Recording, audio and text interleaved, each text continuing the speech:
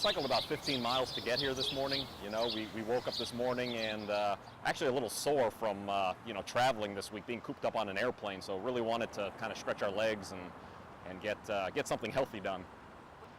Today we bought a bunch of chard. You know, when we're shopping for greens, a lot of times we're looking more for like darker greens, you know, for health reasons. So we like to actually cook it, saute a little olive oil, you know, just real light, and still eat it when it's a little crunchy.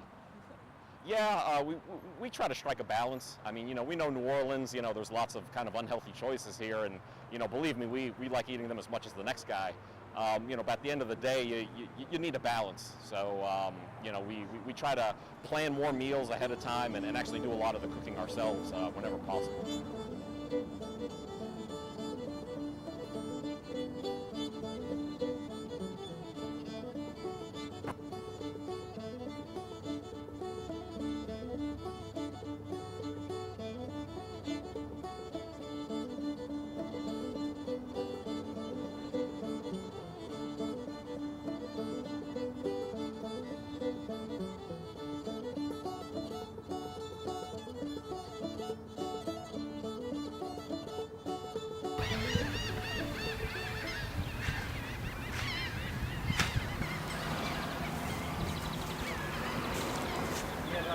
My name is Ben Harper, and behind me is Rudy, the Fishy Sugar Beet. It's one of 5 genetically modified art cars that travel all over the country, campaigning for GMO labeling.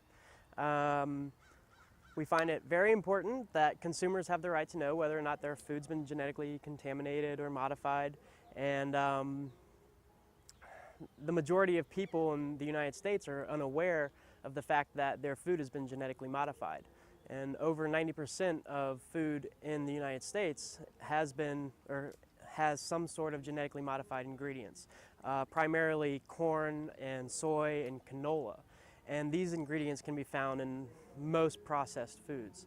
And so there's a lot of risk involved with genetically modified foods, both risks to the environment, risks to nature, and heirloom seeds, and the contamination of normal organic crops.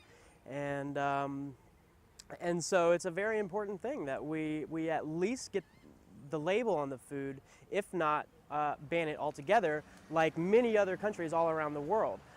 64 countries around the world have labels, if not ban them altogether.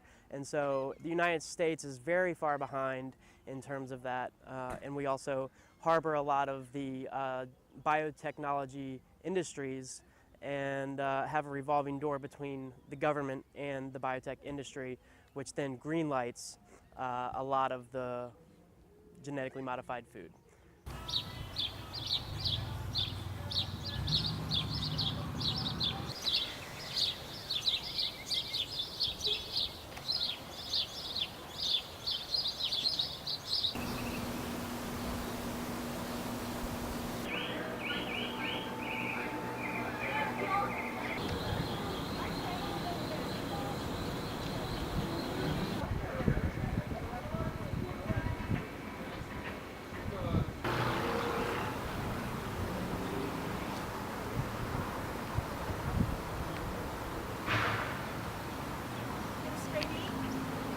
Good job, Sakura. Good job.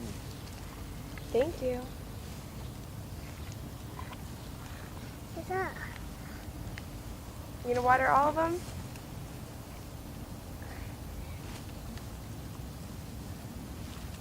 Why don't you give all these plants some water? Look, he's all thirsty. Good job.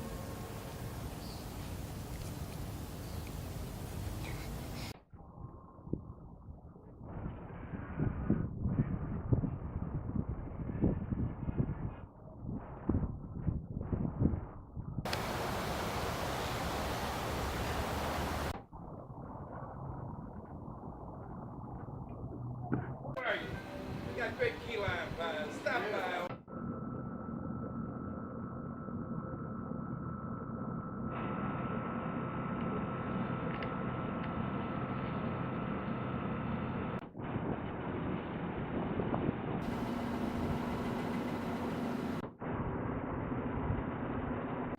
Hi, I'm Marianne Cafone. I'm the Executive Director of the Recirculating Farms Coalition.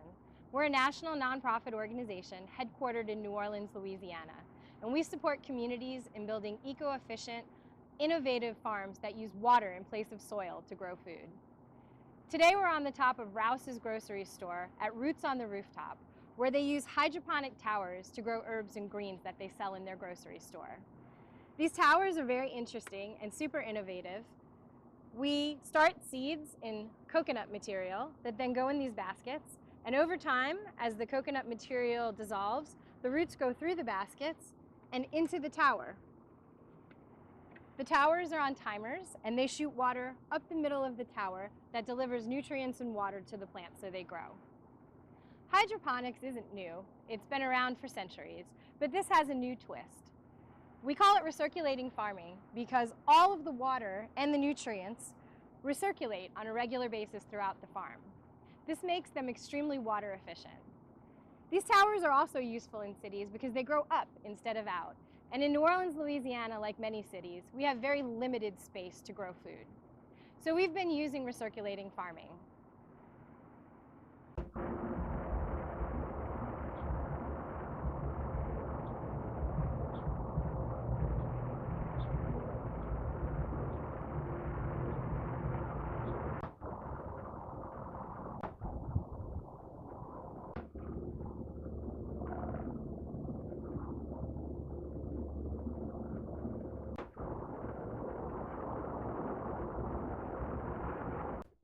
I grow food myself because I love to watch it grow just for the joy of seeing food come up and plants come up and knowing where the food I'm eating comes from. I like to grow food with other people here in a community garden. I like to feel that sharing of a beautiful space and a thing that is very simply positive and good. I think our garden and probably all gardens across the city in New Orleans are really special places for people to be together because there are people from all over the country, all over the world that share the same interest in growing food together. And so here in our garden, there are people from different countries, people from different parts of this country, people that are, 70 years old from New Orleans, and then 18-year-olds from Arkansas. It's just people from all over the place. And yeah, it's just an exciting